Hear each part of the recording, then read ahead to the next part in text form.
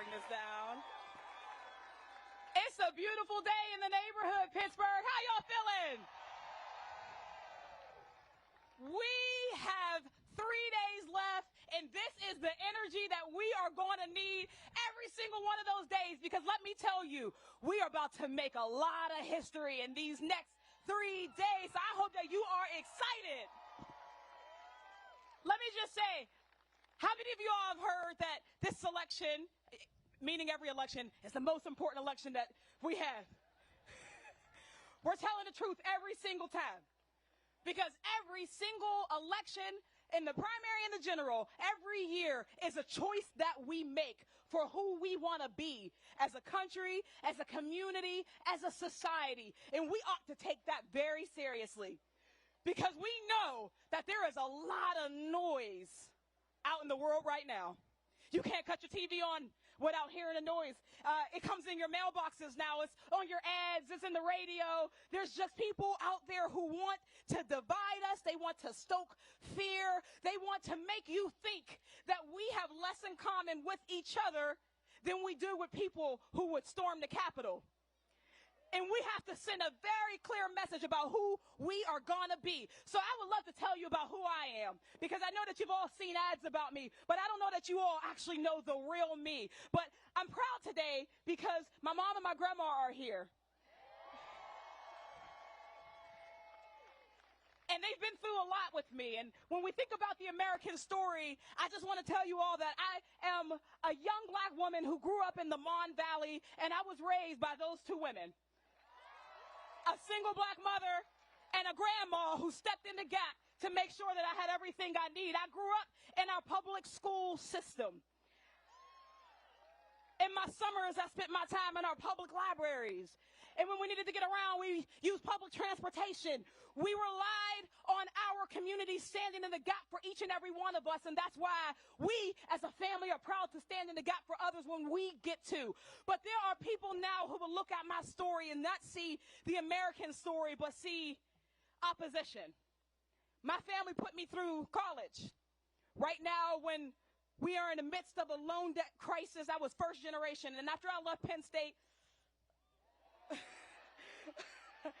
hell to pit. After I graduated from Penn State, I then went on Penn State. We always have one, at least one of us. After I graduated from Penn State, I went to law school. Howard University School of Law, because I wanted to be a credit to my community. But back when I was at Penn State, I used to, in the rain, in the snow, whatever the weather was, I would register people to vote. It was 2008, and we were about to make another history. We were about to elect the first black president in this country. And I was so proud. I didn't consider myself political back then. I was just a college student, but there was something that urged me out, something that compelled me to go and do my part to register young people, because I knew that young people would be a difference maker in this country. And when I left Howard, instead of going to be a lawyer, I felt that same move, that same urge to get back out and do something about politics and elections. So instead of going to a big law firm, I went to the Hillary Clinton campaign. And I spent 2016 working to get a sane, compassionate ticket elected in the midst of a cartoon character. I'm saying that right now because, again, every opportunity, every campaign is a choice. And right now we are looking at those same choices. I want to tell a story really quickly. Because a couple days ago, and I shared this yesterday, a couple days ago, I had a phone call. I called my primary opponent, who I'm actually looking at right now. I called my primary opponent, one of his donors. And his donor's a good man, and he said, I'm going to give you some funds. But I want to tell you something. He's like, we don't agree on anything. He's like, but saving democracy. And I was like, you know what? Someone's going to give you some funds when you need some. And usually you just nod your head and you are politely like, okay. But this time I was like, you know what? I'm going to push back on that, because that's a dangerous rhetoric today. If we are Democrats and you say that we don't have anything in common, I can't believe that. Because if you are somebody who believes that in the wealthiest country on earth, that irrespective of your zip code, your student, your child deserves to have a quality education, then we agree. If you are somebody who believes that every student deserves access to these amazing institutions that we stand in the shadow to, then we agree. If you're somebody here in Pittsburgh, this great union town, who believes that every single worker has a right to a union without being union busted, has a right to a living wage and workers' protections and paid family and sick leave, then we agree. If you're somebody who believes that every one of our neighbors deserves housing, that they all deserve affordable housing in the communities that they call home, then we agree on stuff. If you're somebody who would look at our mass shooting and our gun violence epidemic and say that we should be ashamed of ourselves as a nation to not take steps that we know would fix this situation, then we agree. Or maybe you're somebody who believes that no matter your racial background or your cultural background or your religious background or your sexual orientation, that you should have the same opportunities as everybody else in this country. If you believe that, then we agree. Maybe you believe that we should build bridges and not walls, then we agree. Maybe you believe that women and birthing folks should be able to make their own medical decisions without having our local elected officials in the hospital room with us. We agree. There are so many more things that connect us and to divide us. And right now, our challenge in these next 3 days and beyond is going to be to push back on people who would drive wedges between us, who would drive wedges between urban communities and suburban communities and tell them that they're different, who would drive wedges between progressives and moderates and tell them that we're more different, who would drive wedges between black and white folks, between Christian and Jewish folks, who would drive wedges between poor and working class folks and middle class folks, who would drive wedges between folks who went to trade school or folks who went to Pitt, who would drive wedges between folks who are just trying to get by in this country but believes that everybody deserves equal opportunities and rights in this country. Those people... Let me say something. Those people don't deserve your attention, but they have a lot of money. So I want you to be thoughtful in these next few days, because this is the charge, right? So as we see the ads and we see people talk about who is the party of public safety, remember who is the party that would give you guns but not give your child a book. The party that would give you guns but would not fix your classrooms. They would give you guns but not fund your libraries. They would give you guns but not fix your roads. They would give you guns but not give you Medicare. They'd give you guns but not give you housing. They give you guns but they wouldn't give you clean air and clean water. They give you guns. They give you guns. They give you guns. And then they would allow us to continue to fight each other while they steal our democracy. We cannot allow it. So if you're wondering what we need to do in the next 3 days, we need to be very clear about who we're going to send to office. That means that in these next 3 days, we need to find everybody we can, and we need to turn them out for Josh Shapiro and Austin Davis. We need to turn them out and make sure that John Fetterman, who you are here for, is the 51st vote in our Senate. And then we need to take that energy and we need to send up and down the ballot. You make sure that we are not fooled by con men and snake and oil salesmen. Let's make sure that we're not fooled by reality TV stars masquerading as politicians. Because I can assure you, no one who refuses to fund our education system, refuses to fund our children, refuses to fund our roads, can tell me anything about public safety. And we need you all to be fired up like you are right now. And we need you to march to every polling place. We need you to take out your phones and call 10 people. So this is what I'm going to leave you with. If you are somebody who cares about somebody, who cares about your neighbor, who cares about your disabled friend or family member, your female family member, who cares about housing justice and education, the choice is so clear. The choice is so clear. In these next 3 days, let's take the blinders off of anybody who still has them. Let's go and get them. Because we don't want to wake up on November 9th and feel the way that I did back when I was working in 2016. And we woke up on November 7th and we thought maybe if we had gotten one more volunteer, one more door, what could we have done differently? I'm going to tell you what we can do differently right now. We can all vote, and we can send the party of insurrection packing, and we can let them know that they will not steal our democracy. And in 3 days, we can make multiple types of history. We can send me to be the first black woman ever elected from Pennsylvania to Congress. We can send my brother and colleague Austin Davis to be the first black lieutenant governor. And we can welcome and show a mighty Yinzer welcome to the first black president when he comes up here to get us fired up about our 51st senator. So thank you all so much. See you at the polls. Hey, hey, I'm an army of one. Oh, I'm an army of one. March, march to my own drum. March, march to my own drum. Hey, hey, I'm an army of one. Oh, I'm an army of one. Riders back in here 'cause you don't like Mondays. Underpaid teacher, police in the hallways. Print yourself a weapon and take it to the gun range. Oh, cut the shit, you ain't going to the gun range. Standing with him. Please welcome DNC Chair Jaime Harrison.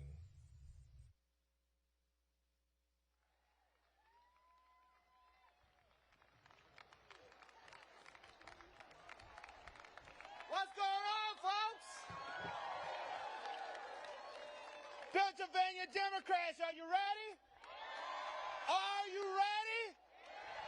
Are you ready? Folks, 3 days. 3 days. Folks, I love you too. Thank you. 3 days, folks. Democracy is on the ballot. Freedom is on the ballot. Hope is on the ballot. So the question is, are you ready to send John Fetterman to the United States Senate? Are you ready to send Josh Shapiro to the governor's mansion? Folks, I am so proud. I almost feel like I brought South Carolina weather here to Pennsylvania. But I am so proud to be here with John, to be here with President Barack Obama, and so many other Democrats. You know, this election, we have a choice. Democrats, we want to deliver hope. We want to continue to build on the progress that we've made and to keep moving this nation forward. Republicans, they want to take us back. Oh, somebody's just arrived.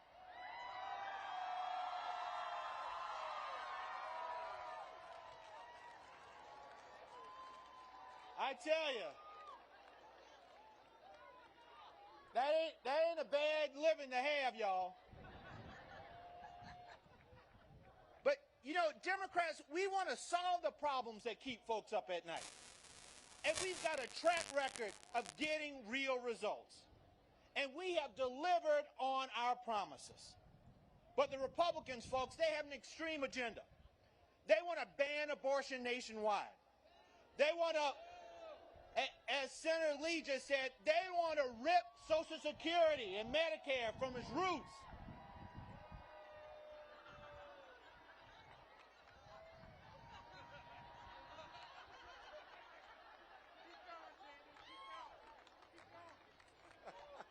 They want to rip Social Security and Medicare from its roots. They voted against lowering costs like prescription drugs and gas. And they want to make it harder for Americans to vote. And folks, they're not hiding the ball. They're coming right out and saying what they want to do. Just look at, I guess you can call him a doctor, look at Dr. Oz.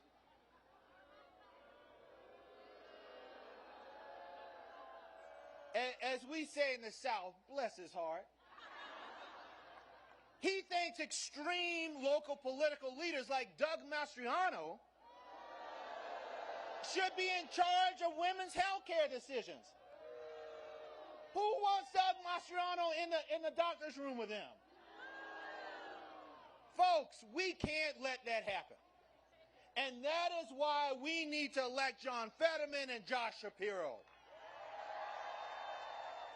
You know, John understands the struggles that families across Pennsylvania are going through. And he has the backbone to take on the Republicans' extreme agenda in Washington and actually get things done for the people of Pennsylvania. He doesn't need a GPS to get here to Pittsburgh. He knows that when you get knocked down, you get back up. And that's why we are working to make sure Democrats up and down the ballot have the resources that they need to win in November. Folks, I want you all to know this, that you are not in this by yourselves. The DNC has quadrupled. I didn't say doubled. I didn't say triple. Quadruple its resources right here in Pennsylvania. And that means we're investing in coalition building, organizing, voter protection staff, because we know the hanky-panky stuff that Republicans will do on Election Day. They're already trying to keep many of our young people from voting, many of our communities of color from voting. But I want them to know right now, we are not going back. And if you want to fight, you're going to get one. Because we will take you to court, we'll do whatever it is to make sure that every voter, regardless of your background, but every voter gets to have their voice and have it be heard. Folks, 3 days. 3 days. And I'm going to close with this. Fear and division are the superpowers of the Republican Party. Hope and unity are the superpowers of the Democratic Party.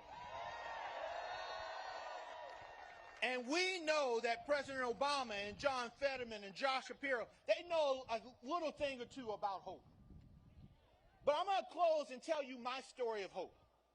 Why hope is so important. Why hope underlines who we are and why we do this work. You know, I used to work for Jim Clyburn in the House of Representatives. Mr. Clyburn's a great man. I used to run the whip operation for him and Nancy Pelosi. So there was one night I was in my office late at night. My office was on the 3rd floor of the U.S. Capitol. I could look out my window and see straight out to the mall. As I tell folks, I will never have better real estate in my life.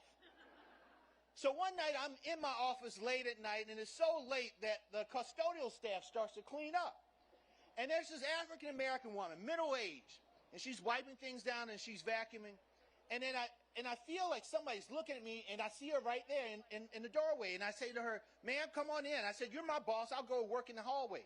And she just smiled at me, and she said, "You know, son, I come and clean your office every night." She said, "You have a nice office." And I said, "Thank you, ma'am." She said, "Now, are you from South Carolina?" I said, "Yes, ma'am, I am." She said, "I love looking at these pictures on your wall. Is this pictures of your family?" I said, "Yes, ma'am, they are." She said, "Is this your mom in the picture?" I said, "Yes, that's my mom." She then said, "Is your mom's name Patricia?" I said, "Yes, ma'am, my mom's name is Patricia." "Patricia Harrison?" "Yes, Patricia Harrison's my mom." And she stopped in the middle of the room, and she started shaking, and she put her hand up to her mouth, and she said, "Oh, my God, I know your mother.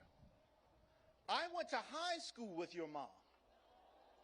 I remember when your mom became pregnant with you and had to stop school in order to have you."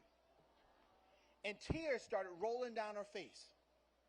And she came over and she hugged me and she said, "I would have never thought that Patricia Harrison's son would be right here. You give me hope." My friends, hope is a powerful thing. For 4 years, we had a president in the White House who all he did was preach bigotry and hatred and division. And people in those 4 years started to give up on hope. But in November 2020, 80 million of us stood up and said, guess what? We are going to double down on hope.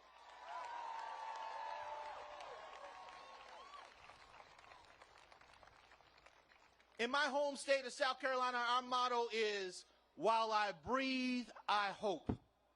While I breathe, I hope. But folks, if we are really serious about hope, we know that hope alone is not enough. In order to make hope real, you got to put some elbow grease into it. You got to put some work behind it. So that means in these next 3 days, I need you to knock on some doors. I need you to pick up the phone. I need you to send some text messages. That friend who says, I don't know about going to vote, you need to drag his butt to the polls. That auntie, that uncle said, I got to get my hair done. You need to say, well, guess what? Go vote first. Go get your hair done later. I need you to put in the work, folks, because in order to make that hope real, we got to do the work.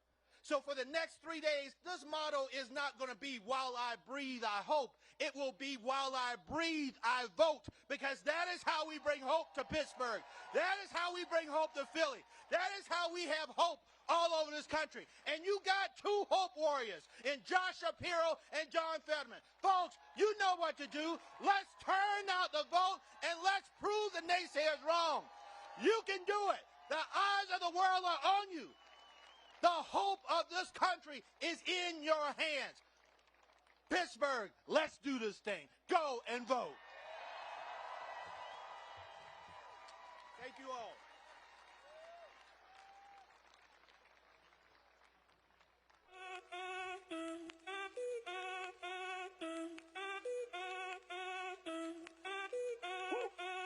Si el ritmo te lleva a mover la cabeza, ya empezamos como es. Mi música no discrimina a nadie, así que vamos a romper. Con lo mío todos se mueven, la fiesta la llevo en mis genes. Yo soy la reina de los nenes, mi gente no se detiene y aquí nadie se quiere ir. Si el ritmo está en tu cabeza, ahora suéltate y mueve los pies. Me encanta cuando el bajo suena, empezamos a subir de nivel. Toda mi gente se mueve. La fiesta la llevo en mis genes. Yo soy la reina de los nenes. Mi música los tiene fuerte bailando y se baila así.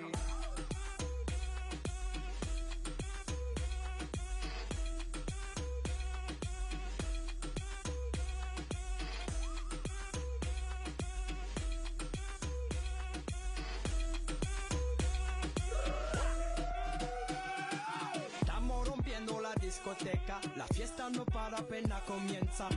C'est comme ça, ma chérie, la la la la la. Francia, Colombia, Houston, freeze. J Balvin, Willy William, Beyoncé, freeze. Los DJ no mienten, le gusta a mi gente y eso se fue muy bien. No les bajamos, mas nunca paramos, es otro palo y ¿y plano. dónde está mi gente? Me fait bouger la tête. Azul, are you with me? Say yeah, yeah, yeah. Yeah, yeah, yeah, yeah.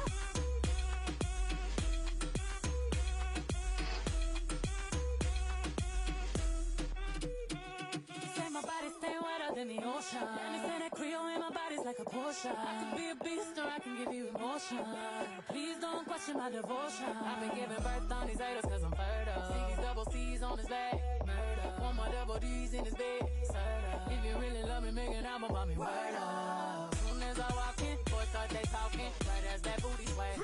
Slay. Lift up your people. Texas, Puerto Rico, Islands to Mexico. ¿Y dónde está mi gente? Me fait bouger la tête. ¿Y dónde está mi gente? Say yeah, yeah, yeah.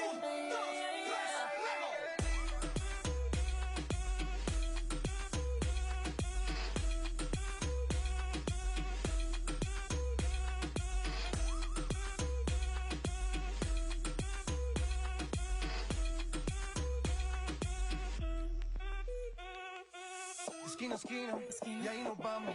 El mundo es grande, pero lo tengo en mis manos. Estoy muy duro, sí, ok, ahí vamos. Y con el tiempo nos seguimos elevando. Y seguimos rompiendo aquí. Esta fiesta no tiene fin. Botellas para arriba, Mi gente sí. no se detiene, aquí ¿Y nadie se dónde está mi quiere. gente? Me fait bouger la tête. Azul, are you with me? Say yeah, yeah, yeah. Worldwide, Willie William, Shake Falcon, man.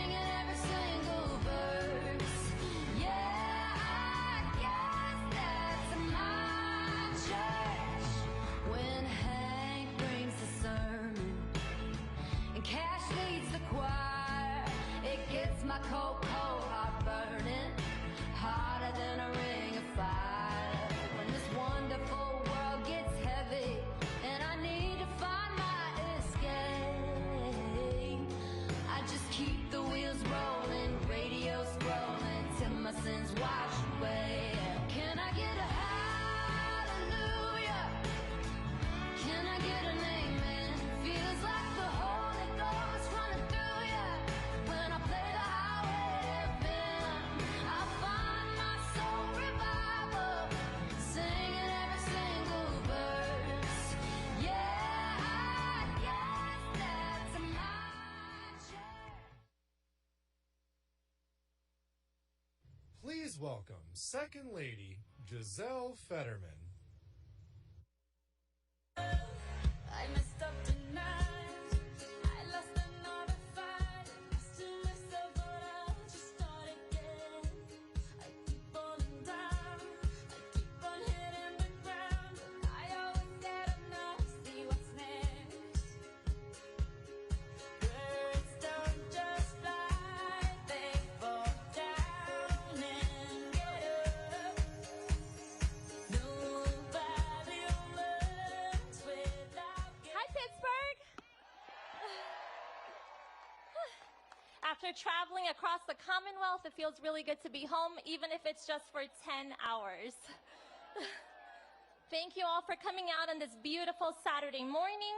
Thank you to all our speakers, and of course, thank you to number 44, one of the greatest, former President Barack Obama, for making the trip today. My name is Giselle Fetterman, and I'm the Second Lady of Pennsylvania, or as I like to call it, the slop. I'm a former dreamer, I'm an activist, and I love living in Pennsylvania. 15 years ago, I sent a note to a mayor of a small town to learn about the work that he was doing. I was very inspired. I wanted to visit so I could learn and maybe help. And I immediately fell in love with Braddock as quickly as he fell in love with me.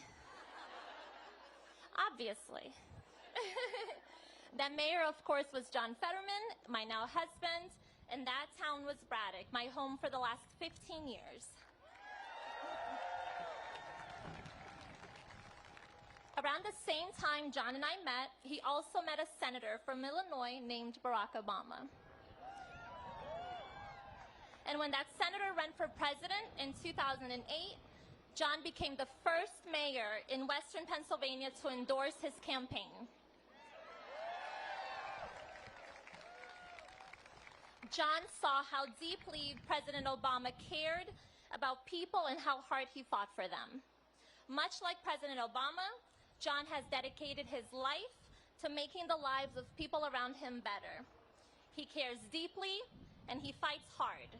My grandmother BB used to say that he had to be made so big so that his whole heart could fit. But in this election, we're up against a lot. John's politics of compassion and love and care is up against Dr. Oz's politics of hate, of division, and fear. There is so much on the line in this election. In 3 days, I can't believe, finally, 3 days, the future of our democracy is on the ballot. Healthcare for millions of Americans is on the ballot. Abortion rights are on the ballot. We have to fight back, we have to come together, and we have to vote. And this Tuesday, we will. We will reject Dr. Oz and the GOP's politics of hate and elect strong Democratic leaders who will fight for our rights, our democracy, and our future. It is now my distinct honor to introduce you to someone I know pretty well, my favorite person, your Lieutenant Governor, and the future Senator from the great Commonwealth of Pennsylvania, John Fetterman. Oh, mama, I can hear you crying, you're so scared and all alone. Hangman is coming down from the gallows, and I don't have very long. Tears up and you love, they finally found me. Renegade, you had to make the cheat all about me. Never want to go astray, so maybe of today, I don't want you there.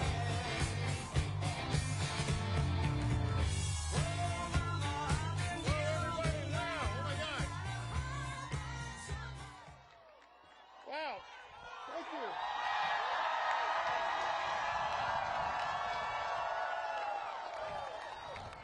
This is unbelievable. Look at this. Thank you, Pittsburgh. Gosh. You know, there's a pro tip. Please, if you're going to give a speech after you've been recovering from a stroke, you really don't want to have to come before Barack Obama as the GOAT.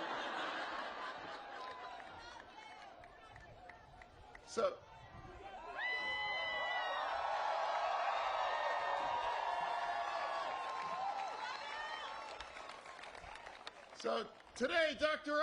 Oz is going to be standing with Donald Trump on the stage. And I'm going to be proud to be standing with a president that is 100% sedition-free.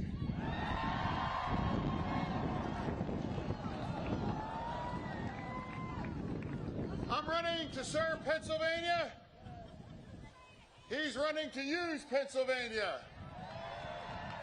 He spent $27 million to try to buy his seat. But Pennsylvania's seat is not for sale.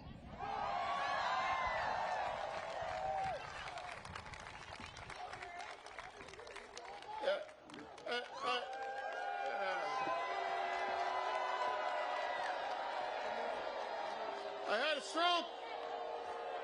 stroke. I got knocked down, but I got back up. I'm going to fight for everyone in Pennsylvania that's ever gotten knocked down or ever has to get back up.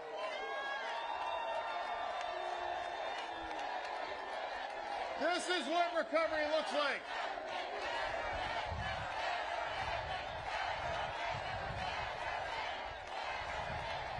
In January, I'm going to be much better.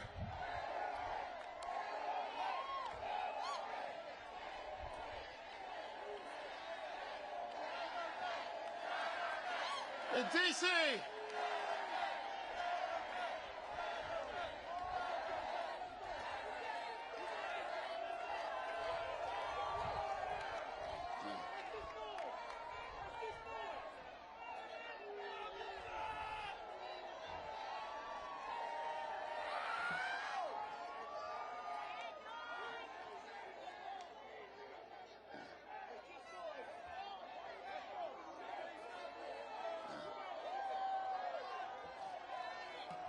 but at any rate, Dr. Oz might be a joke, but this isn't funny.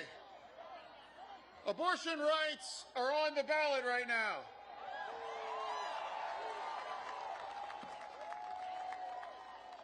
Oz believes that decision should be with local political leaders and stand with people like Doug Mastriano. I will always stood with abortion rights and will always will.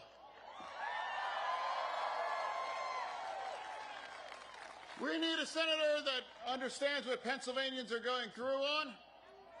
Inflation is a tax on all working people. You can't fight inflation if you don't ever experience or would understand what inflation is.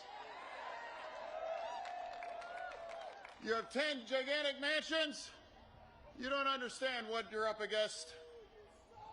We have to push back against the corporate greed.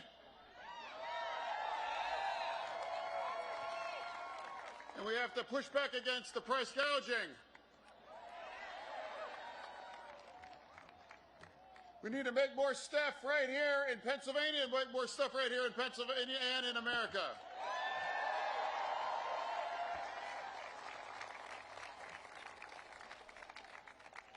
So here's my bargain to all of you. Send me to D.C. and I'll be that 51st vote to eliminate the filibuster, to raise the minimum wage. How can anybody live on $7.25 an hour? How many union members do we have with us today right now? We want to pass the PRO Act. The union way of life is sacred. We need to protect Medicare and Social Security.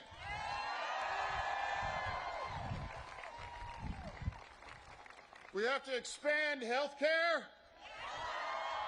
Exactly the same kind of health care that saved my life.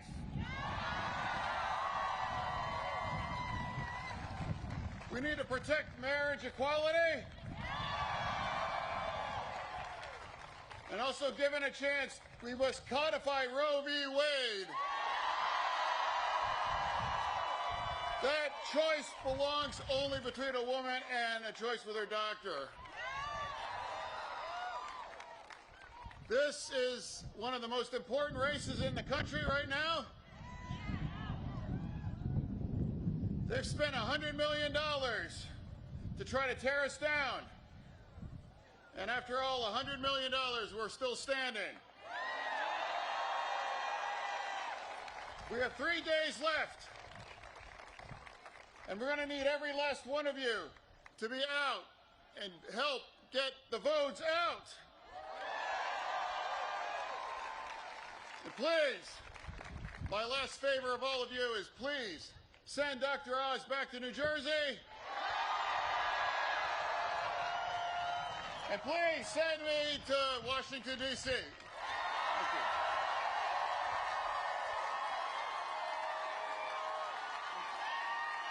Mr. Fetterman.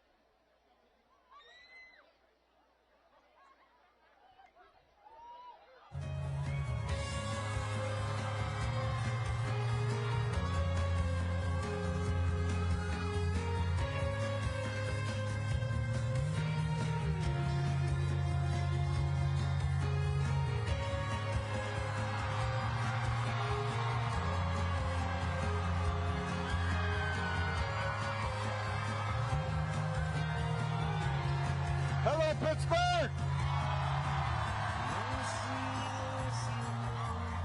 Oh!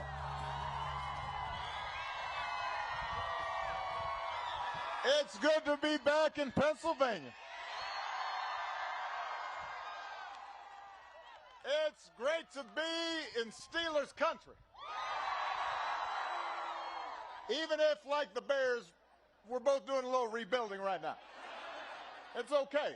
You know, these things kind of go in waves.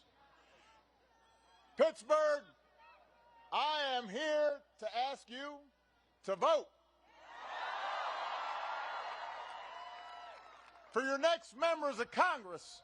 Chris DeLuzio and Summer Lee. Vote for them.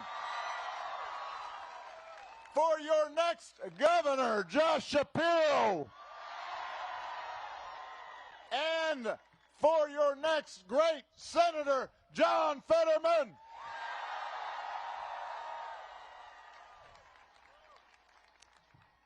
In case you don't know, you can vote at your polling place on November 8th from 7 a.m. to 8 p.m. And if you need more information, just go to iwillvote.com, find out where to go, make a plan. I love you back, but you got to vote. If you have a ballot in your hand, get it to a drop box or your county clerk's office as soon as possible before 8 p.m. on Election Day. And then you need to get your friends and family to vote. Because we all have, Cousin Pookie. We all have Uncle Joe. They're sitting on the couch. Right now, as we speak, they're watching college football. And that's okay, except they've forgotten that they're supposed to vote. So you got to remind them. Take them with you when you go. Because this election requires every single one of us to do our part. It's that important. Now, I think it's fair to say that this whole country has gone through some tough times these past few years. We've been through some stuff.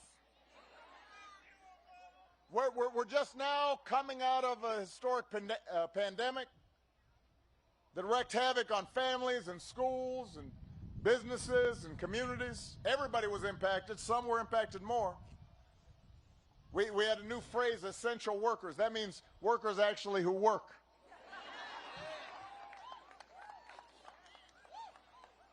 And then some folks lost people they loved. Probably some people in this crowd lost somebody they loved. And the pandemic also highlighted, and in some cases made worse, problems we've been struggling with for years. An economy that works for folks at the very top, but not so much for ordinary people. Communities where too many kids are out of school and out of work and out of hope, and that sometimes leads them to violence and despair. And then just an erosion of civility and basic democratic norms. And you've got politicians who work not to bring people together, but to stir up division and to make us angry and afraid of one another just for their own advantage so they can take power. And all of this gets hyped up and amped up 24/7 by social media that has decided it's more profitable to promote controversy and conflict and conspiracies rather than facts and truth.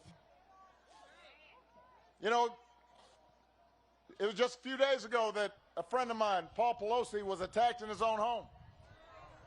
Somebody breaks into his house looking for his wife, Nancy, the Speaker of the House. And thankfully, he's back home now, and we're going to let investigators do their jobs. But here's what's clear, Pittsburgh. This habit we have of demonizing political opponents, of saying crazy stuff, it creates a dangerous climate. And when you have people who are in leadership positions who promote or ignore over-the-top rhetoric, and then when there's an attack like this, they make light of it, they joke about it, then more people are going to get hurt. And more than that, we violate the basic spirit of our democracy, the spirit of who we are as Americans. And by the way, it's not just politicians, whether it's out of malice or ignorance. We've seen recently big celebrities reposting vile anti-Semitic conspiracy theories online. And you don't have to be a student of history to understand how dangerous that is and how unacceptable it is. And I don't know when we decided that we were just going to believe everything we read on the internet. Here's a tip for you. If you read or see something online that has some grand theory about how some particular group, whether it's black folks or white folks or Jews or Catholics or immigrants or gays, if you read or see something that says they're the cause of all your problems, then it's safe to say it is garbage. It is a lie. It is dangerous poison. We've got to call it out and put an end to that kind of mindset.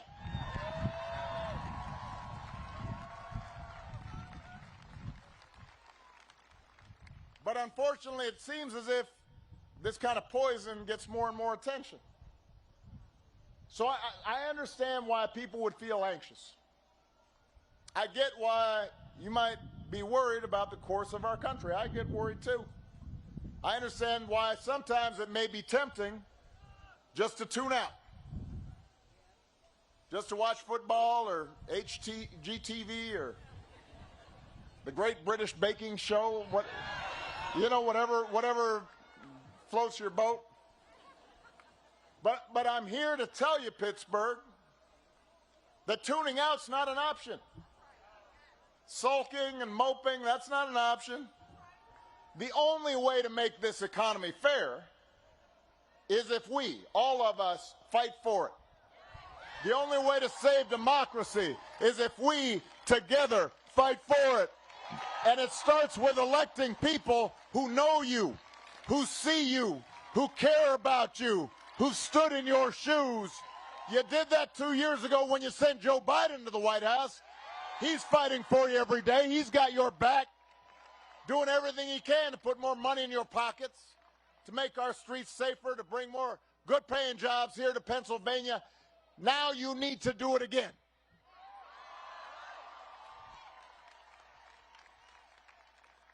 Because while there may be a lot of issues at stake in this election, there is one basic question that you should be asking yourself right now, and that is, who will fight for you?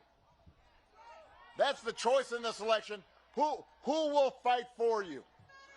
Who will fight for working people who are struggling to pay their bills? You know, listen, inflation's a real problem right now. It's not just here in America, it's worldwide. And it has to do with the legacy of the pandemic. It wrecked supply chains, disrupted the economy. Then you've got a war in Ukraine that sent energy prices through the roof. So, you know, folks see grocery prices going up, gas prices going up. It takes a real bite out of their paychecks. It hurts. I get that. But the question you've got to ask yourself is, who's actually going to do something about it?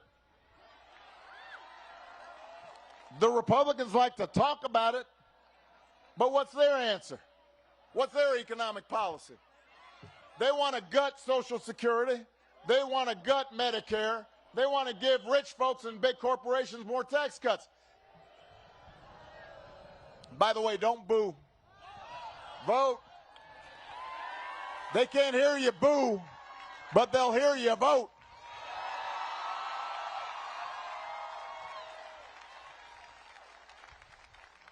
Now, it should come no surprise that Republicans want to cut taxes for the wealthy and big corporations, because that's their solution to everything. When inflation's low, they say, let's cut taxes for the wealthy. If unemployment's high, let's cut taxes. When it's the reverse, they want to cut taxes on the wealthy. If there was an asteroid that headed towards Earth, they'd all get in a room and say, you know what we need? Tax cuts for the rich. I mean, it's nice if you got one answer to every economic problem. We got some students here. You remember when, maybe you're more responsible than me. There were some times when I was in school where I did not study. And you go in and let's say there's a math test, you didn't study for it. It'd be nice if you could just write down the same answer for every question. Just write down 8. And then you'd get an A. But you know what? That doesn't work in math, and it doesn't work in economics. And that's why Democrats have an actual plan to take on the drug companies to lower prices, to pass laws to make housing more affordable, to make sure big corporations create jobs here in Pennsylvania instead of overseas. That's the choice in this election. That's what this is all about.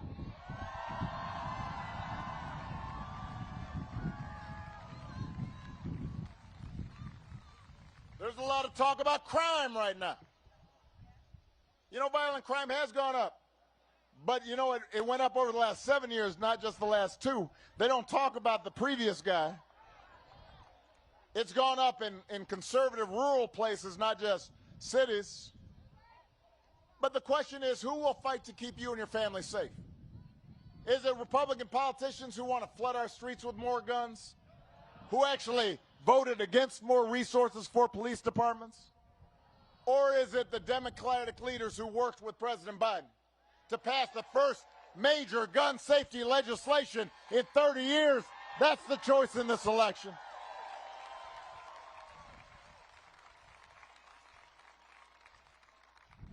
Who will fight for your freedoms? Is it Republican politicians and judicial appointees who think they should get to decide when you start a family and how many children you have or who you marry and who you love? Or is it Democratic leaders who believe that the freedom to make these most personal of decisions belong to you, to every American, and not politicians in Washington? That's the choice in this election.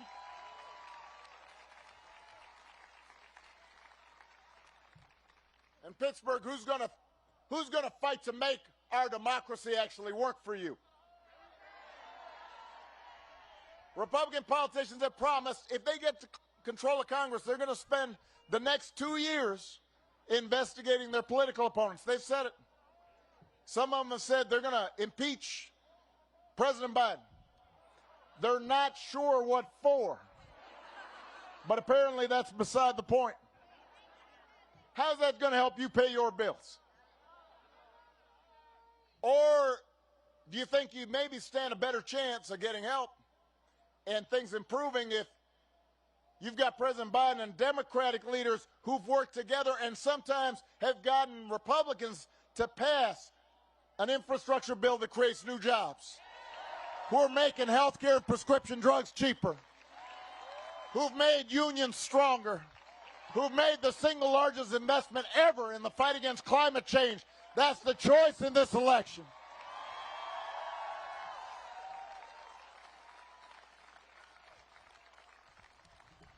Pennsylvania, you've got a choice between politicians who seem willing to say anything and do anything to get power, and people who see you and know you and care about you and share in your values, who want to make your lives better and move this country forward and bring people together. And let me be clear about this. This hasn't always been a partisan thing. One of the tough things about campaigning, it makes it sound as if, oh, you know, it's blue team versus red team and that's all I care about. Listen, my favorite president ever was a guy named Abe Lincoln. He helped found the Republican Party. There used to be GOP members who championed progress in civil rights and rule of law. But, you know, I've got to look at the facts, and the facts are these days just about every GOP politician seems obsessed with two things. They want to own the libs. Let's get the libs. And let's get Donald Trump's approval. We need Donald to really, hey, what did we say about vote? Don't boo now. But that's their agenda. They're not interested in actually solving problems. What they want to do is make you angry and then find somebody to blame. Because that way you may not notice they've got no answers of their own. John's opponents, he has answers, they're just the wrong ones. You want to lose weight? Take raspberry ketones. Got leg cramps? Try lavender soap. Want to prevent dementia? Palm oil, a miracle solution. I mean, never mind that none of these things have been proven to work. Some cases might be harmful. You've just got to believe and then hand over your credit card information. Snake oil man? Listen, it's easy to joke about Dr. Oz and all these quack remedies he's pushed on TV, but it matters. It says something about his character. If somebody's willing to peddle snake oil to make a buck, then he's probably willing to sell snake oil to get elected. You deserve better than somebody who's just trying to make a quick buck. Somebody willing to say anything to get attention. You deserve somebody who knows you. You deserve somebody who stood side by side with you. Somebody who will work every day and fight for you. Somebody who's actually from Pennsylvania. You deserve somebody like John Fetterman.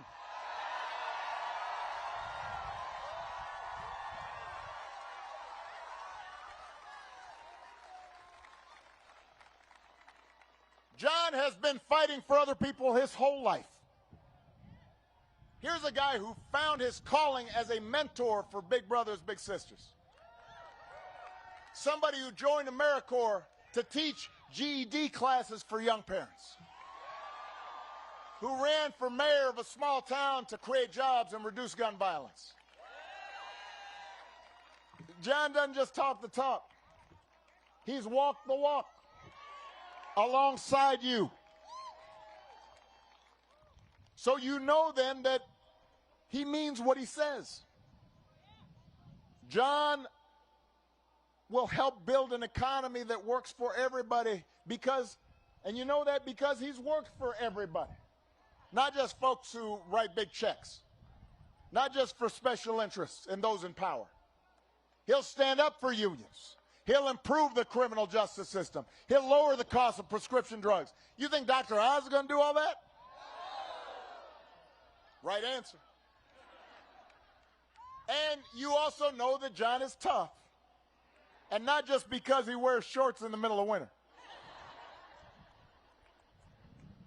Like a lot of Pennsylvanians, like a lot of working people, he knows what it's like to get knocked down.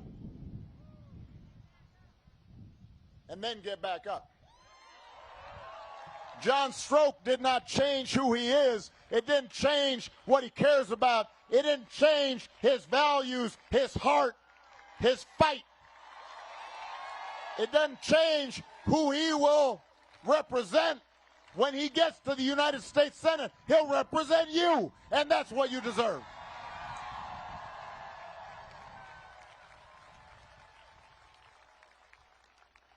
That's why the choice is pretty simple, Pennsylvania. You don't want a leader who's just looking out for himself. You don't need slick talk. You want a leader who's going to work hard for you and who knows enough about hardship that when you get knocked down, you know he's going to be there to help you back up. That's what this election's about. And it applies to your congressional races as well. Are you going to vote for Republicans who oppose common sense gun safety measures, who want to cut Social Security, cut Medicare? Or are you going to vote for folks like Chris DeLuzio, an Iraq war veteran, who's going to work to bring back manufacturing jobs to Pennsylvania? Or Summer Lee, who's got a history of standing up for working people? That's what you have to decide. And while you're at it, you're going to have to decide whether you want leaders who are going to stand up for women having the right to make their own health care decisions.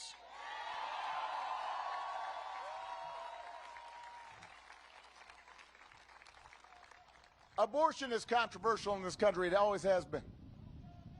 I genuinely believe there are the good people of conscience who may differ with me on this issue. But I believe strongly, and I think you do too, that women everywhere should be able to control what happens with their own bodies. It shouldn't be controversial to say that the most personal of healthcare choices should be made by a woman and her doctor and not a bunch of mostly male politicians.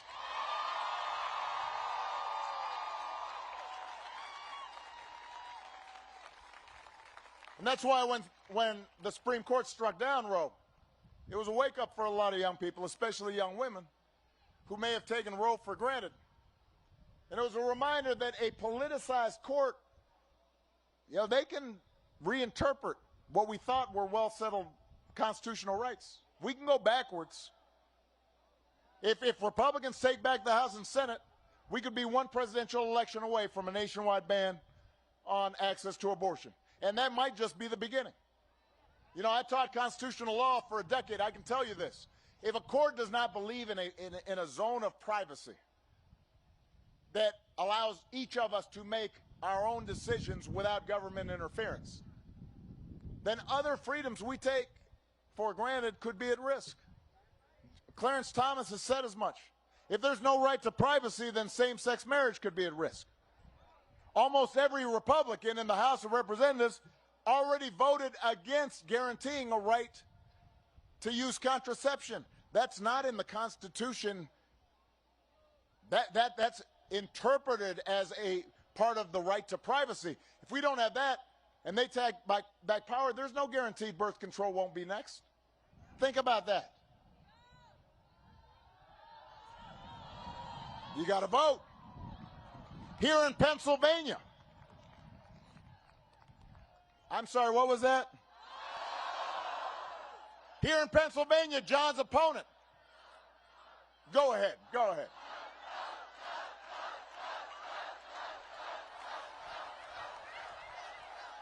Here in Pennsylvania, John's opponent said the decision about whether to have an abortion should be made, I'm quoting here, by women, doctors, and local political leaders. Really? The mayor gets to decide what you do with your body? Which school board member? County sheriff? Who exactly are you talking about should tell you about when to start a family? John Fetterman believes women should be able to make their own health care decisions. And if you send him to Washington, he'll make sure women in Pennsylvania always have access to the care that they need.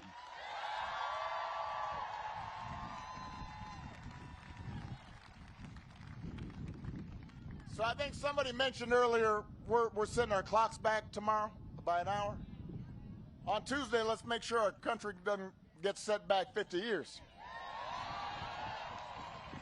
And let me just say, that's got to be worth 15 minutes of your time. We got some young people out here. Most of you have voted, maybe not all of you. Maybe some of your roommates or whatnot are still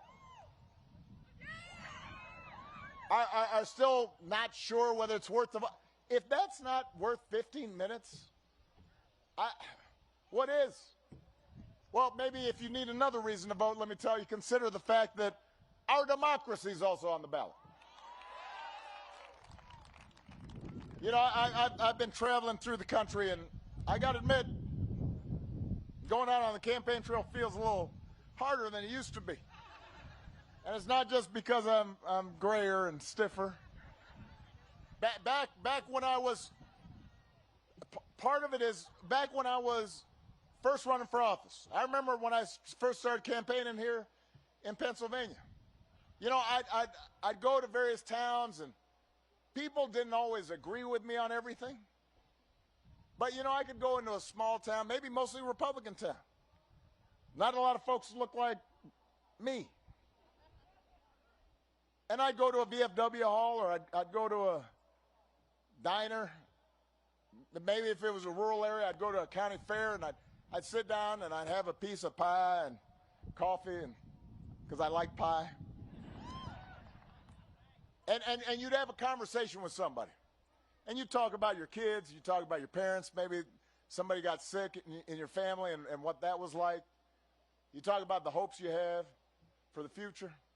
And you might not agree on everything, but at least you suddenly felt some connection. You saw, okay, even though we come from different places, we have a tie that binds. And maybe we might persuade each other about some things. And I'd learn something, and they'd learn something about each other's lives. And that was one of the joys, one of the glories of campaigning, was seeing this incredible diversity of the country, but also understanding that there was this thread that tied us together. And by the way, that's why I ended up getting a bunch of Republican votes. Hard to believe, but it was true. And then after I won, my Republican opponent, John McCain, graciously conceded. And he wished me luck for the sake of the country. And we still had arguments. He was still in the Senate, and he'd give me a tough time. He could be cranky sometimes. But we all agreed on the basic foundation of our democracy. And that even if we were competing, we were still basically on the same team. And that's what's at risk right now. You know, Democrats may not be perfect. I'm the first one to admit it. I'm not perfect. No politician is. We're just like all of you. We can make mistakes. But right now, with a few notable exceptions, most Republican politicians aren't even pretending that the rules apply to them. They just make stuff up. I mean, John's opponent still refuses to acknowledge that Joe Biden won the 2020 election. He says he needs more information to determine if the results were legitimate. What information are you talking about? He won't say, just more. He's hired people who marched to the Capitol on January 6th. They're on his campaign.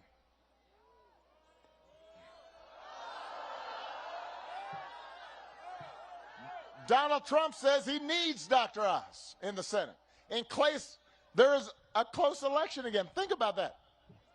So he's basically saying, look, if I lose again, I need him to see if he can put his thumbs on the scale. That is not what this country is supposed to be about. And I understand democracy might not seem like a top priority right now when gas prices are high and grocery prices are high. Sometimes it feels like government isn't making enough progress on the issues that matter to you and your family. I get that because sometimes progress is slow. This is a big, complicated country with a lot of different interests, and it's hard to get stuff done sometimes. But let me tell you something, Pennsylvania. We've seen throughout history, we've seen around the world what happens when you give up on democracy. We can see it in other countries where government tells you what books you can read and what books you can't. Countries that own all the media and just pump out propaganda and put dissidents and reporters in jail. Countries where it really doesn't matter who you vote for because the fix really is in. And people in power do whatever they want. And where corruption is rampant because there's no accountability. When that happens, people get hurt. That has real-life consequences, and that's why generations of Americans fought and died for the idea of self-government. That's why suffragists marched so women could be part of We the People.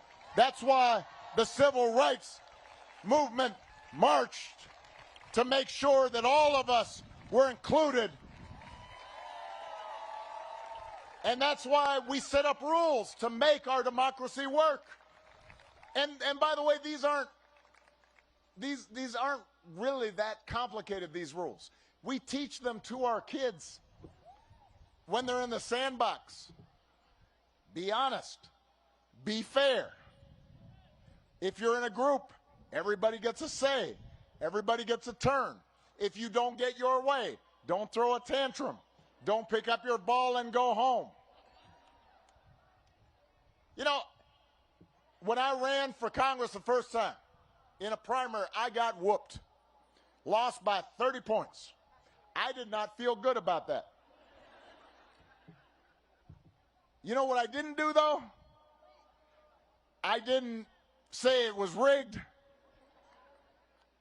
I didn't start an insurrection. I went back and did some soul searching and figured out what I had done wrong and tried to do better the next time. And that's what we teach our kids when things don't work out exactly as they want. Okay, think about it, figure it out, do better the next time. These are basic rules that we teach our kids. They undergird our democracy, and that is at stake in this election. Because right now we've got folks who don't tell the truth and are willing to play around with the rules so they get their way no matter what. And that's why it's not enough to elect Democrats like Chris DeLuzio and Summer Lee and Josh Shapiro and John Fetterman. You've got to elect good people up and down the ballot. State legislatures, local seats. You've got to elect people who believe every vote should count, full stop. And that's not a radical idea. It didn't used to be. You've got to vote for people who will protect the integrity of our elections. Because that could make a difference if this thing gets close. Now, here's the good news. I'm going to give you some good news right now. The good news is you have the power in your hands to steer this country in a better direction. But it only happens if you vote.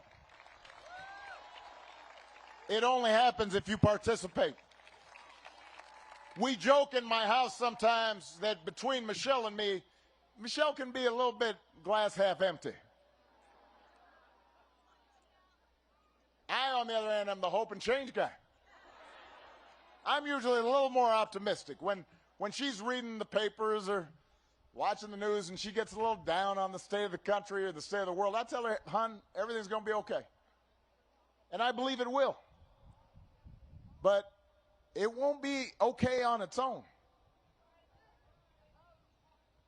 It'll be okay because we've worked for it. It'll be okay because we fought for it. Not just on election day, but every day in between. These are tough times, Pennsylvania, but we've been through tougher times before.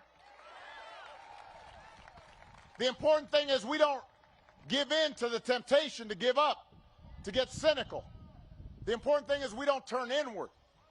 The important thing is we don't see politics as a zero-sum game where anything goes and rules are made to be broken.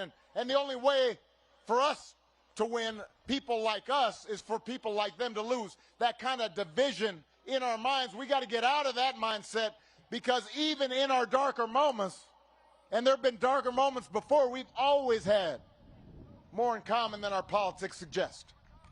Even when times are tough, what unites us has always been stronger than what divides us. There have always been certain rules that bind us together as citizens, no matter where we come from, no matter what we look like, what our last names are, how we worship, who we love. That's the promise of America. That's who we are.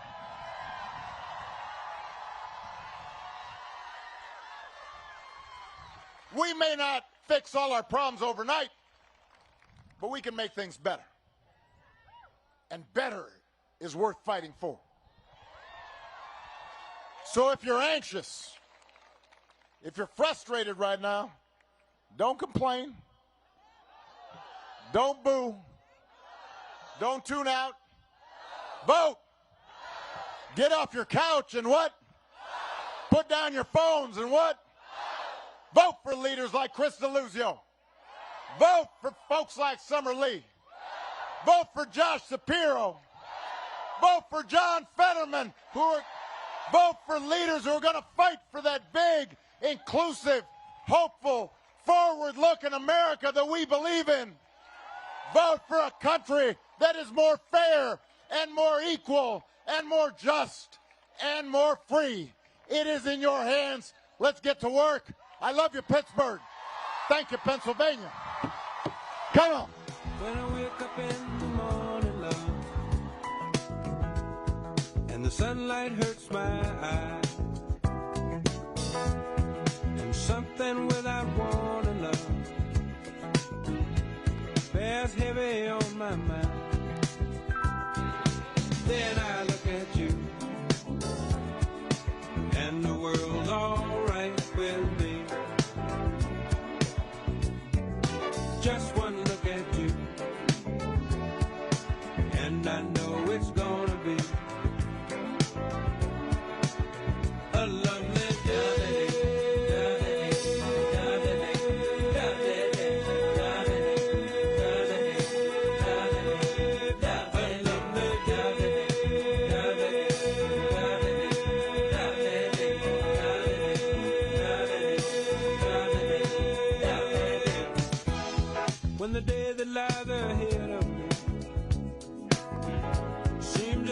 impossible to fake. When someone else instead of me always seems to know the way,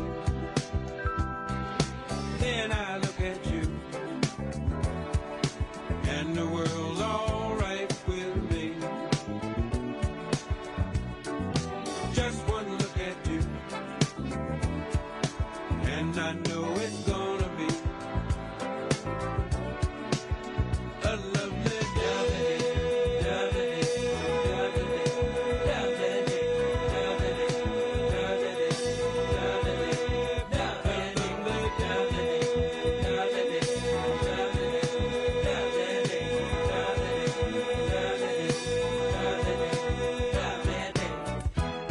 When the day that lies ahead of me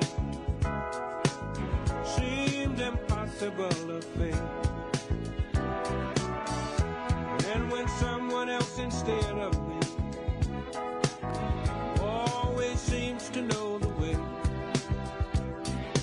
then I look at you and the world's all right with me. I just one look at you and I know it's gonna be a lovely day.